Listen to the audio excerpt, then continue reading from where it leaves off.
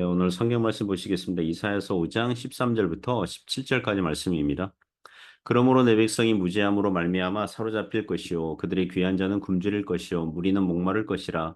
그러므로써 우리 욕심을 크게 내어 한량없이 그 입을 벌린즉 그들의 호화로움과 그들의 많은 무리와 그들의 떠드는 것과 그 중에서 즐거워하는 자가 거기에 빠질 것이라. 여느 사람은 부풀이고 존귀한 자는 낮아지고 오만한 자의 눈도 낮아질 것이로되 오직 만군의 여호와는 정의로우심으로 높임을 받으시며 거룩하신 하나님은 공의로우심으로 거룩하다 일컬음을 받으시리니 그때에는 어린 양들이 자기 초장에 있는 것 같이 풀을 먹을 것이요 유리하는 자들이 부자의 버려진 밭에서 먹으리라. 아멘. 네, 오늘 내 백성이 무지함으로 내 백성이 무지함으로 이런 제목으로 하나님 말씀 증거하겠습니다. 오늘 성경 말씀은 계속되는 하나님의 심판의 내용입니다. 이사야서 5장 1절부터 7절은 하나님께서 이스라엘 땅에 가나안 땅에 극상품 포도나무를 심었는데 이스라엘은 들포도를 맺었을 뿐이라고 책망을 하십니다. 그리고 5장 8절부터 그리고 마지막 30절까지는 들포도를 맺은 내용을 적시하시면서 화했을진저 이것을 6번 이제 반복하여 사용하시면서 심판과 재앙을 예언하는 대목입니다. 오늘 말씀은 이전 본문에 이어서 이전 본문에는 유다 백성들이 탐욕과 향락에 쩔어 살았는데 그에 대한 심판을 하시는 내용이 오늘 말씀입니다. 몇 가지 교훈으로 은혜를 나누고자 합니다. 첫 번째는 하나님에 대한 무지함이 심판의 원인이 된다는 것입니다. 하나님에 대한 무지함이 심판의 원인이 됩니다. 13절부터 15절에서 교훈합니다. 13절 보시면 그러므로 내 백성이 무지함으로 말미암아 사로잡힐 것이요 이렇게 시작합니다. 내 백성이 무지함으로 얼핏 무지하다, 잘 모른다. 이것은 어느 정도 용서받을 수 있는 여지가 있는 것 같아 보입니다. 디모데전서 1장 12절 보면 사도 바울은 자기가 비방자요, 박해자요, 폭행자였으나 도리어 국류를 입은 것은 자기가 믿지 아니할 때 알지 못하고 행하였습니다. 알지 못하고 행했다. 무지해서 그랬다. 몰라서 그랬다. 그러니까 하나님으로부터 국류를 입었다는 것입니다. 그래서 무지하다는 것은 반대로 알았으면 그렇게 하지 않았을 것인데 알았으면 죄악을 행하지 않았을 것인데 무지하니까 어쩔 수 없이 죄악을 행했다. 이런 식으로 변명이 가능한 것처럼 보입니다.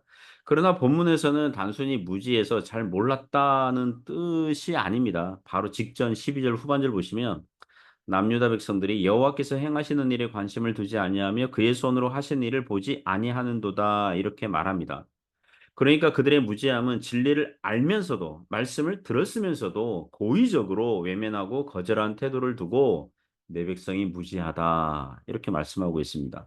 나중에 24절 후반절 가시면 그들이 만군의 여호와의 율법을 버리며 이스라엘의 거룩하신 이의 말씀을 멸시하였음이라 이렇게 나옵니다. 그들이 고의적으로 율법을 버렸고 말씀을 멸시하였다고 합니다. 그러므로 이 말씀은 시편 14편 4절과 연결되어야 합니다. 죄악을 행하는 자는 다 무지하냐? 무지해서 말씀 몰라서 죄악을 행하는 것이냐 이런 질문이죠. 그들이 떡 먹듯이 내 백성을 먹으면서 여호와를 부르지 아니하는도다. 그러니까 아니라는 거죠. 하나님의 말씀을 알고도 그분의 율법을 알면서도 하나님을 부르지 아니하였다. 하나님을 찾지 아니하였다 하는 것입니다. 그러므로 그들의 영적인 무지가 심판의 원인이 되는 것입니다. 그 결과가 무엇입니까? 그들은 사로잡힐 것이요. 나중에 갈대아 사람들에게 포로되어 잡혀갈 겁니다. 그리고 계속해서 보시면 그들의 귀한 자는 굶주릴 것이요 무리는 목마를 것이라. 귀한 자와 무리들 높은 권세를 가진 사람들로부터 일반 평민 백성이 이르기까지 굶주리고 목마를 거라는 거예요. 바로 직전 11절 12절 보면 그들은 아침에 일찍 일어나 독주를 마시고 밤이 깊도록 포도주에 취했습니다. 향락을 즐겼고 먹고 마시는데 진심이었습니다. 그들에게 주어진 물질적인 축복에 취하였고 그러므로 하나님께서 그들을 치실 것이니 어떤 것입니까? 그들은 굶주리고 목마를 것이라는 겁니다. 이 구절은 우리에게 교훈을 줍니다. 하나님 외에 주인 삼은 것들이 있다면 하나님께서 치실 것이고 가져가 버리실 거예요. 하나님보다 더 사랑하고 하나님보다 더 마음을 두고 있는 것들이 있다면 그것은 우상이 되는 것이니 하나님께서 굶주리게 하실 것이고 목마르게 하실 것입니다.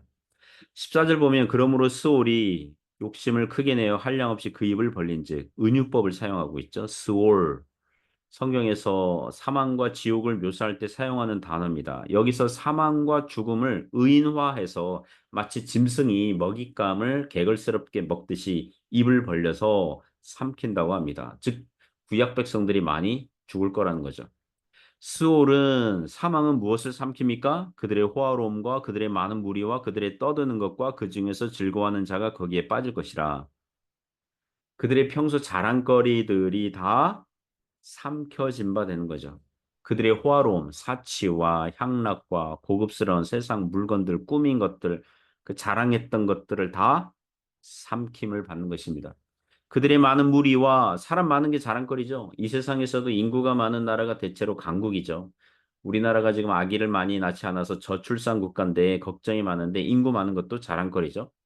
교회에서도 교인들이 많으면 그러면 벌써 알아줍니다. 큰 교회 목사님 알아줍니다.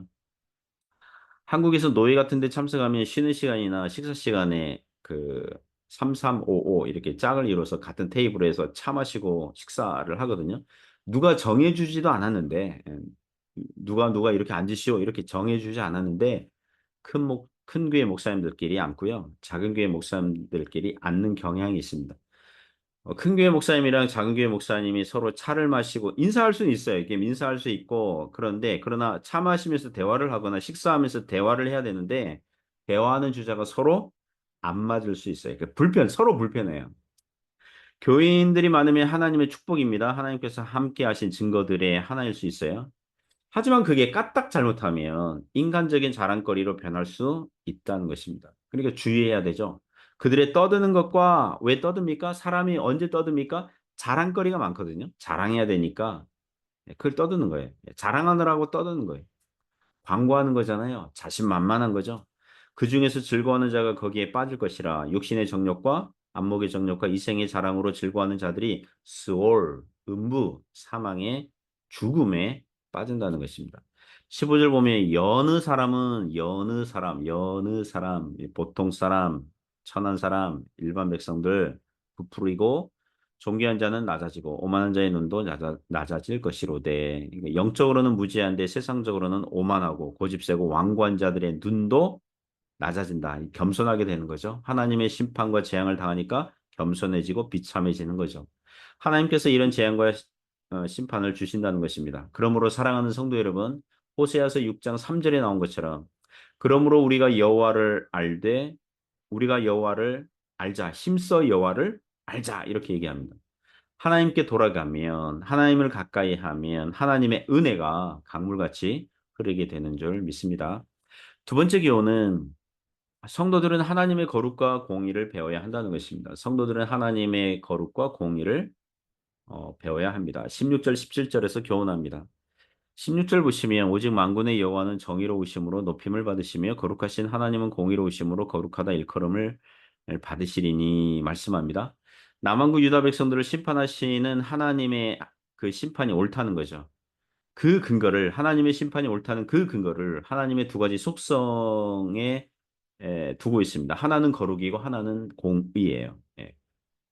거룩과 공의. 쉽게 얘기하면 하나님께서는 거룩과 공의라는 안경으로 남왕국 유다 백성들을 보니까 구약교회를 보니까 그 표준과 기준에 도달하지 못하는 거예요. 그들은 타락했고 그들은 불의해요.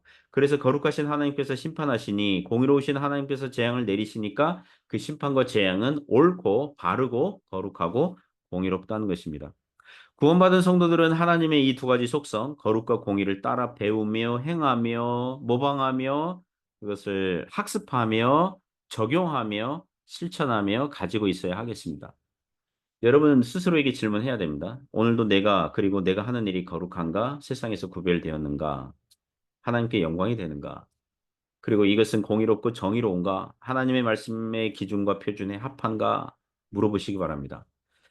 물론 구원받은 성도라 할지라도 이 땅에서는 완전할 수는 없어요. 영적인 수준이 믿음이 완전할 수는 없습니다. 죄를 이제 한 번도 행하지 않고 이제 오직 선만 행하고 의로움만 행하고 그러진 않아요. 선을 행하기 원하는 우리에게 악이 들러붙어 있거든요. 마귀와 세상과 육신이 우리를 끊임없이 괴롭히고 있고 미혹하고 있고 유혹하고 있어요. 우리는 종종 넘어지기도 해요. 그러나 순종을 잘하는 것은 물론 넘어지고 자빠지는 신자의 경험마저 하나님께서 거룩하도록 만드시는 재료로 사용하시는 줄 믿습니다. 범죄한 다윗이 복음 진리를 더 알게 된 것처럼 예수님을 세 번이나 부인한 베드로가 주님을 더욱 사랑하게 된 것처럼 비온 뒤에 땅이 더 굳듯이 성도들은 실패를 통해서도 거룩과 공의를 배우게 되는 것입니다. 그리고 거룩을 추구하고 추구한다 그러면서 나는 거룩하게 사는 성도야 그러면서 실패하고 넘어지는 성도들에게 바리새인처럼 행하지 않고요. 공의를 추구한다고 그래서 육신이 약하여 넘어진 성도들에게 냉정하게 대하고 그러지는 않는 거죠. 왜냐하면 우리 자신도 거룩하지 않을 때가 많고 공의롭지 않은 구석들이 많은 것을 알고 인식하기 때문인 거죠. 그러므로 은혜 가운데 다시 힘을 내어서 거룩한 길, 공의로운 길로 걸어가고자 하는 것입니다. 실패하면 다시 일어서면 돼요. 실패할 때마다 다시 일어서면 돼요. 회개하여 주님의 은혜를 구하면 되는 줄 믿습니다. 하나님의 심판의 결과로 남유다 왕국은 어떻게 됩니까? 17절 보시면 그때는 어린 양들이 자기 초장에 있는 것 같이 풀을 먹을 것이요. 원래 양들은 들판 목초지에서 풀을 뜯어서 먹거든요. 그런데 예를 들면 예루살렘 도시가 황폐화된 거예요. 뭐 들판처럼 변해버린 거예요. 그러니까 그것이 초장인 것처럼 거기서 풀을 먹게 된다는 것입니다. 아주 역설적이죠. 바로 직전 본문에서 사람들이 탐욕스럽게 가옥에 가옥을 잇고 전투에 전투를 이어서 매입하고 아침 일찍부터 독주를 마시고 밤늦게까지 포도주에 취하고 파티를 열고 화려한 것과 떠드는 것이 충만하던 그 도시가 적막한 들판이 되고 만 것입니다. 길제라는 분의 그 고려말 그리고 조선초 학자가 있었습니다. 고려시대 개성을 돌아보고 시조를 하나 짓죠. 500년도 옵지를 필마로 돌아보더니 500년 그 고려시대 수도였던 개성을 말 타고 돌아보니까 산천은 우구하되 인걸은 간데 없네. 산과 물은 그대로인데 거기서 인걸 아주 관리들 예, 왕들 잘 나가던 날리던 사람들은 이제 안 보인다는 거죠. 어즈버 태평연월이 어즈버는 아거든요. 태평연월. 그 연월 연이 그 굴뚝 연기거든요. 그러니까 태평한 시대에 피어오르던 굴뚝 연기. 태평연월이 꿈이런가 하노라. 그 연기처럼 사라진 거죠. 꿈이런가 하노라. 참, 참 좋은 시인 것 같아요. 유리하는 자들이 부자의 버려진 밭에서 먹으리라. 유리하는 자들, 정처 없이 떠돌아다니는 사람들, 나그네들이 부자의 버려진 밭에서 그러니까 부자가 죽었거나 포로로 끌려가 버렸기 때문에 그 밭이 무주공산이거든요. 그래서 그 밭에서 나는 것들을 먹는 이 쓸쓸한 결과를 이제 심판을 그렇게 묘사를 하고 있습니다. 자, 사랑하는 성도 여러분, 어, 우리의 신앙생활이 하나님의 거룩과 공의를 추구함으로 나중 결과가 더 좋아지길 바랍니다. 이런 식은 안 되겠죠. 과거의 신앙생활은 잘했는데, 현재는 뭐 엉망이다. 이건 안 좋겠죠. 과거의 신앙생활은 좋았는데, 나중은 쓸쓸하다. 그렇게 마무리되는 게 아니라, 우리는 무엇입니까? 겉사람은 후피하지만, 우리의 육신은 낡아지고 있지만, 노안이 오고, 피부가 쭈글쭈글해지고, 얼굴에 막 검버섯이 생기고, 예? 뭐, 뭐죠? 몸이 이게 늙어가고 있지만 겉사람은 후패하지만 그런 뜻이거든요.